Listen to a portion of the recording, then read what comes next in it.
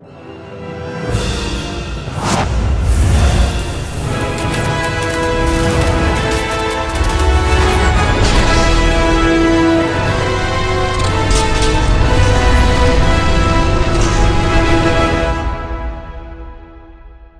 guys, what's going on, and welcome to a very different video, as I am currently in a hotel in New York City where I am celebrating my 30th birthday with my family out here. And because of that, I currently don't have my usual setup, and I foolishly brought my mic with me, which I'm holding in my hand in this review versus where I usually just have it set down, versus having my ring light and a whole setup. I even forgot to bring an extra tripod that I had for myself, where I could have made this a much easier experience. We're going to be talking about the brand new film, The Flash, directed by Andy Muschietti and starring people like Ezra Miller, Michael Keaton, Ben Affleck, and Sasha Calle. The Flash is meant to be the reset of the DCEU, now just simply being called the DCU. Before we get too far into this, I'd like to start this off by saying a big thanks to you beautiful people for joining me here in this video that's a little bit less polished than my other ones, as it's kind of an on-the-road video. And yeah, like I said, I don't have my usual setup.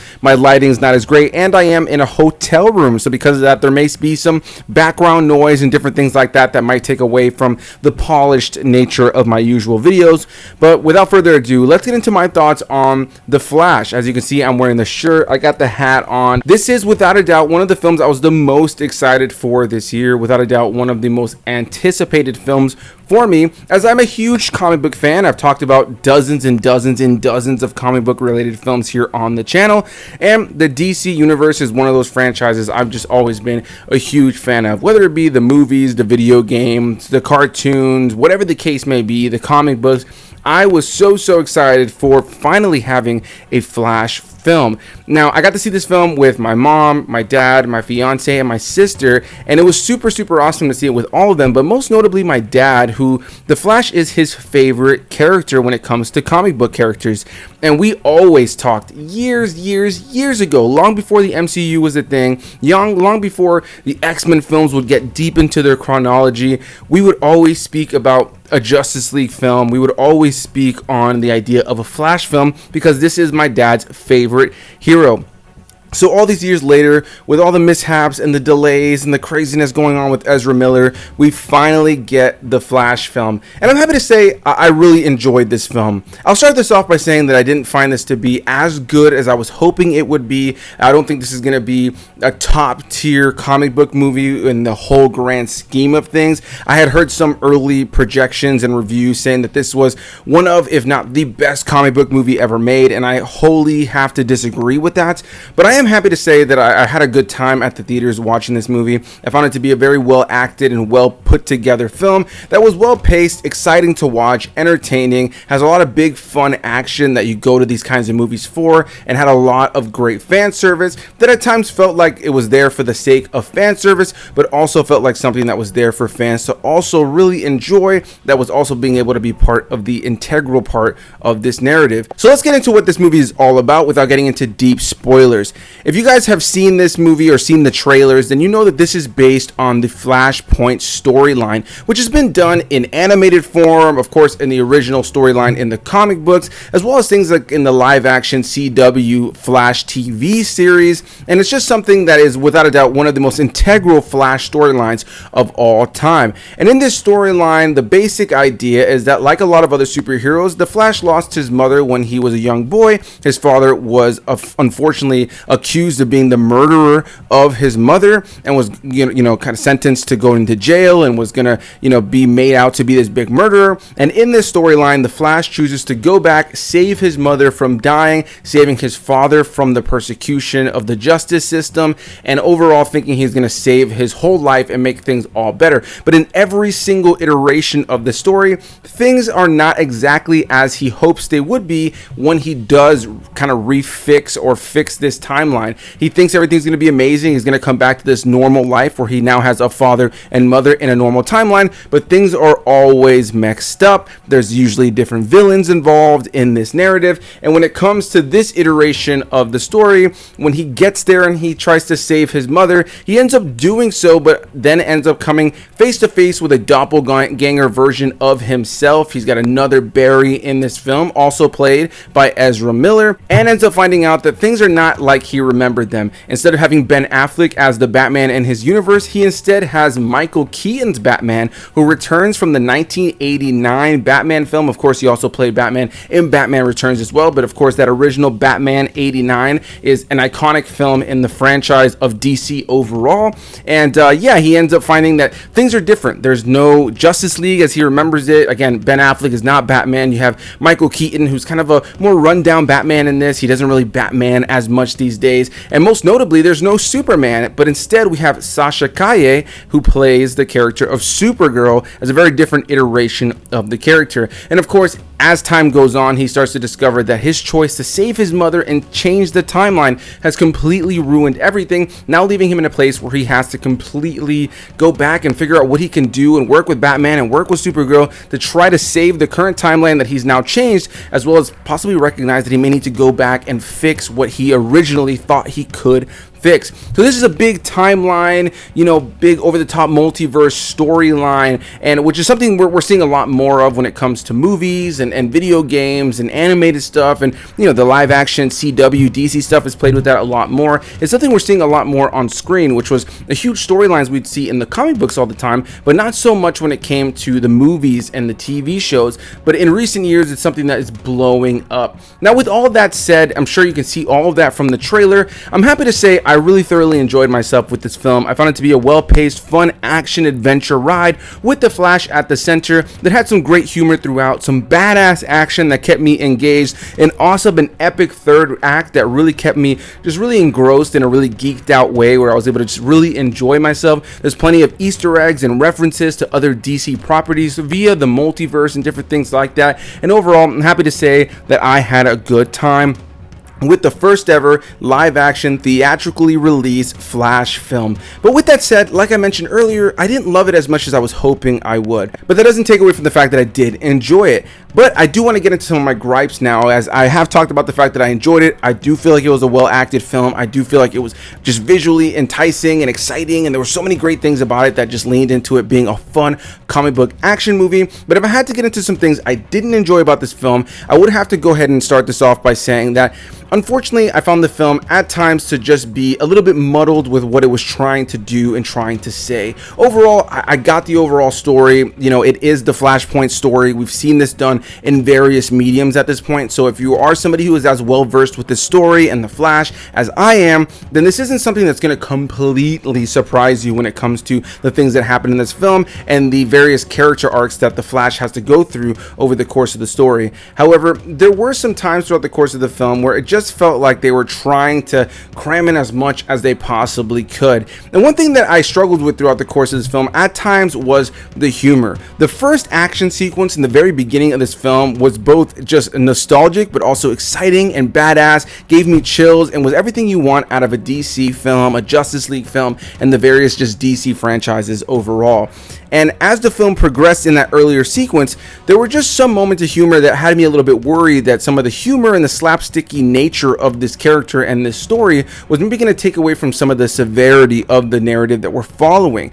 And at times there was a little bit of that. There was this sense of feeling like there's just a lot of characters, there's a lot of things going on, and some of the humor is just not as great as I was hoping it would be.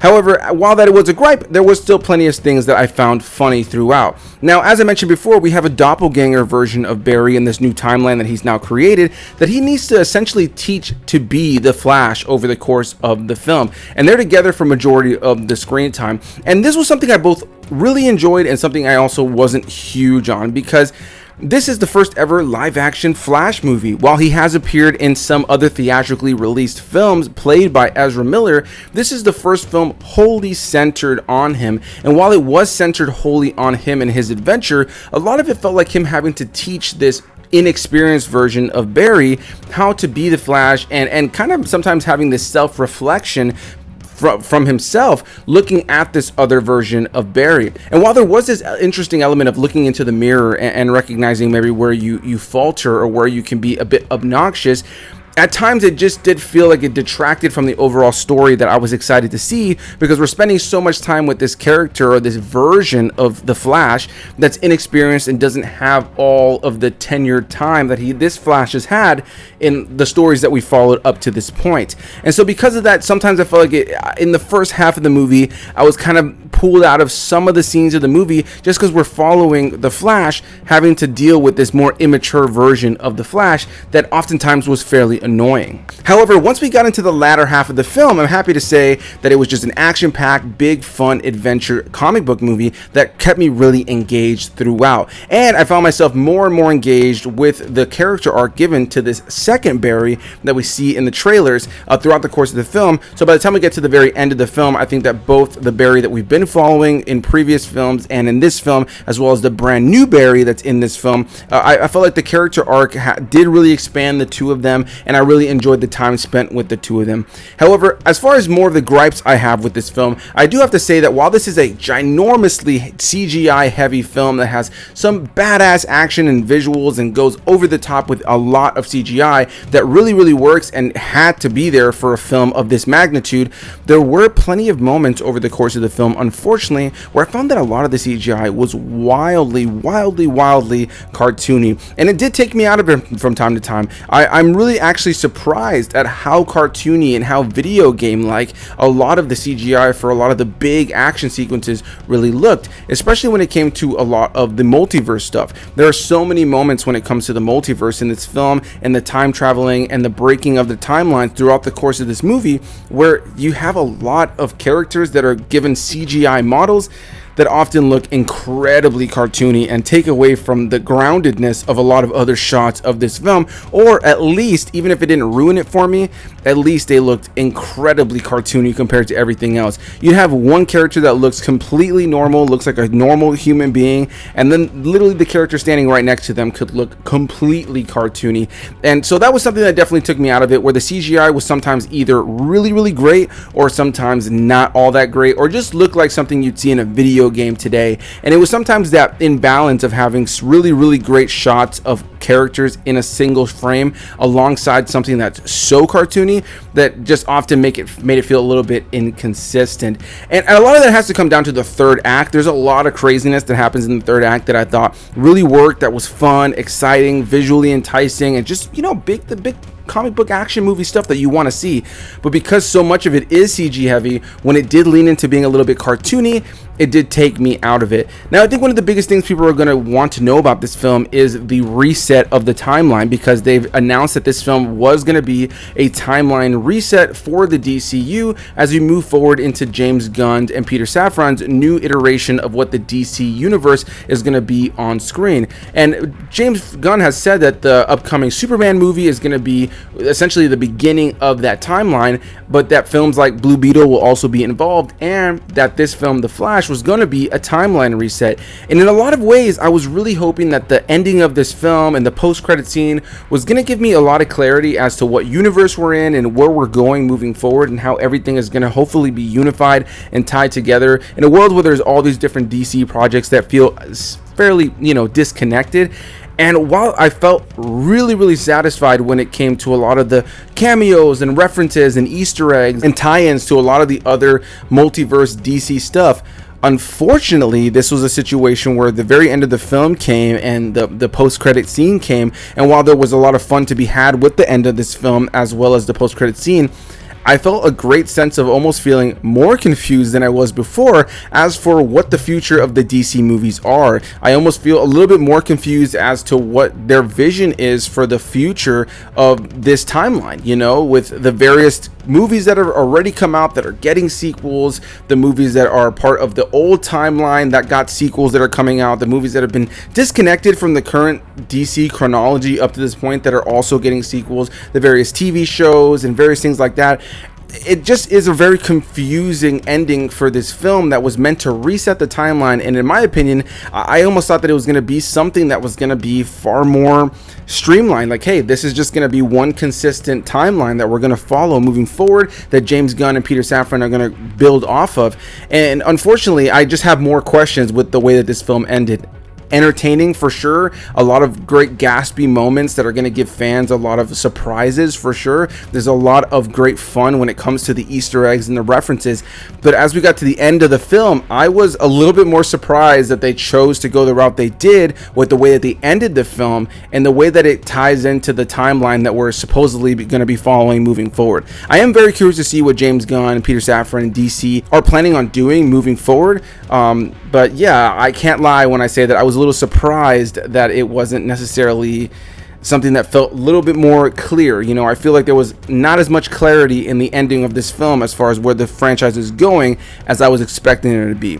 So with all that said, overall, I think if you can't already tell, I really enjoyed this film. I found it to be a good, fun time. I didn't love it nearly as much as I thought I was going to, but overall, I still really enjoyed it. I found it to be a well-paced, fun action adventure with some CGI that doesn't work at times, but some solid performances throughout. I thought that Ezra Miller was great in the role of the Flash, even if I didn't love the doppelganger version of his character in the earlier part of the film. I thought that it was great to see Michael Keaton return as Batman. I think that's going to be one of the main things people are going to be excited to see in this movie, and I think his return was pretty awesome. And I also really enjoyed seeing Sasha Calle as Supergirl. I thought she was great in the role. I really enjoyed the time spent on screen with her. I wish they had given her character a little bit more to do in the movie, but I did enjoy their time all spent on screen. There's some really fun comic book action in this movie, but when it comes to this being one of the best in the genre, as many people have claimed it to be, unfortunately, I don't think I can say that that's the case, especially when things like Across the Spider-Verse just recently came out, which I would argue is actually one of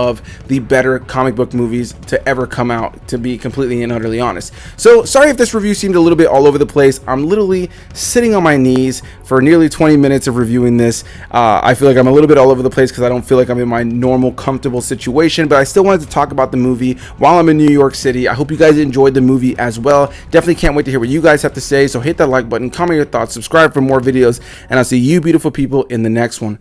Bye-bye.